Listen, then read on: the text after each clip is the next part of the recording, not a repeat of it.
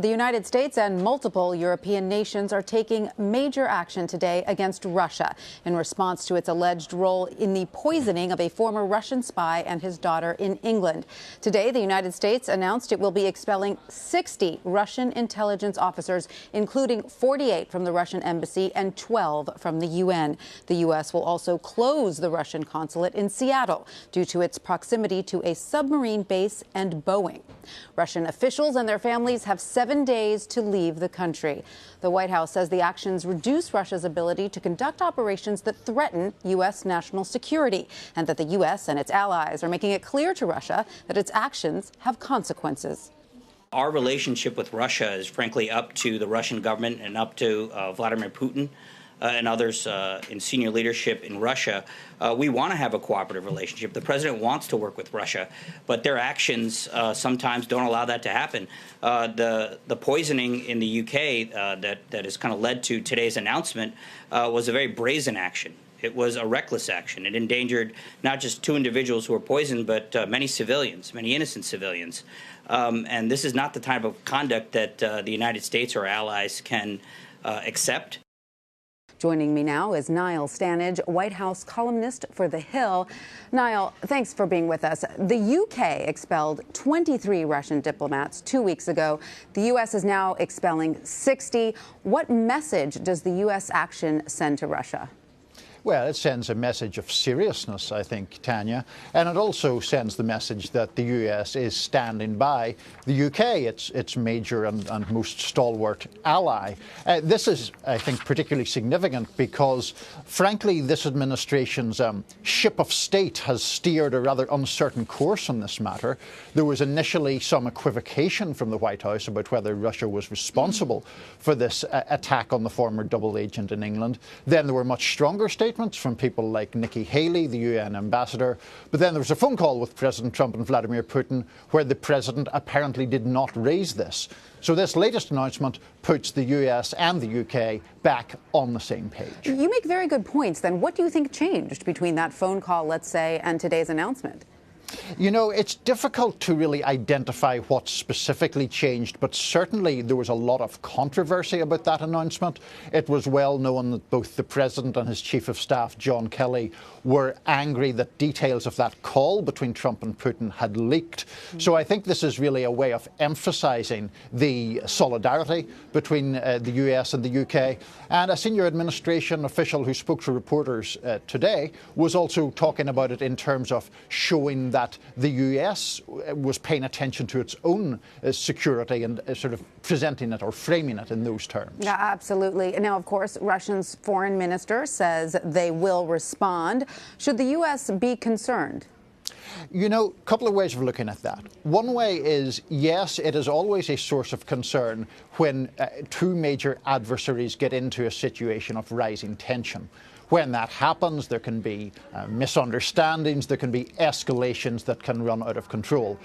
Having said that, I mean, dating back to the days of the Cold War in the Soviet Union, we had a lot of instances like this where a certain number of diplomats were kicked out of one country, the other country reciprocated.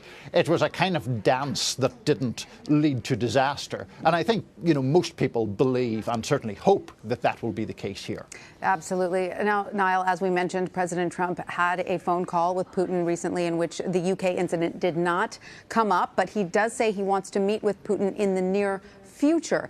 Is it likely now that it will come up at any future meeting? Yes, I think it's almost certain to come up. It's a very difficult thing to ignore. Now, admittedly, one could make the same point about the phone call that has already taken place. But clearly this is now an international incident. As I say, I don't think it will escalate out of control, but it seems surely to be something that the leaders would have to talk about were they indeed to meet face-to-face anytime soon. Absolutely. Okay, so Niall, I want to switch gears to another major story making headlines this morning. Adult film star Stormy Daniels spoke out for the first time with 60 Minutes about her alleged encounter with President Trump. We're going to play a clip in which she says she was threatened against telling her story in 2011. I was in a parking lot going to a fitness class with my infant daughter. I was taking, the seats facing backwards in the back seat, diaper bag, getting all the stuff out. And a guy walked up on me and said to me, "Leave Trump alone, forget the story." And then he leaned around and looked at my daughter and said, "A beautiful little girl, it'd be a shame if something happened to her mom." And then he was gone. You took it as a direct threat? Absolutely. I was rattled. I remember going into the workout class and my hands were shaking so much I was afraid I was going to drop her. Did you ever see that person again? No. But if I did, I would know it right away. I'll never forget it. You'd be able to recognize that person? 100%. Even now. So Stormy Daniels went on to say she did not go to the police because she was scared. Now, between the encounter and all the alleged incidents afterwards, you wrote 5 takeaways from that interview. What stands out to you? Well, the clip that you just played is part of the standouts, I think, Tanya. That story of being threatened was something that Stormy Daniels' lawyer had alluded to, but her saying it herself and giving more detail was the main news.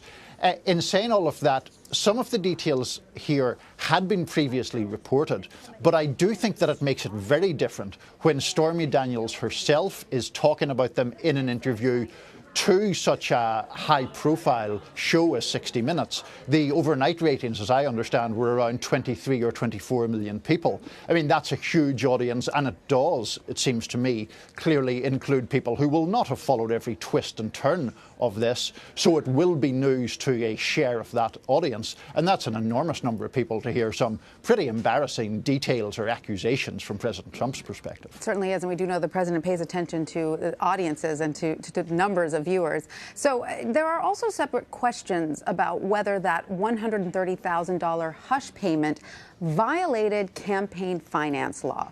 So could this end up being the bigger issue for the president and his team? It could, particularly for his team. Michael Cohen, of course, is the personal attorney who negotiated the non-disclosure agreement with Stormy Daniels. He says he paid her $130,000 out of his own funds.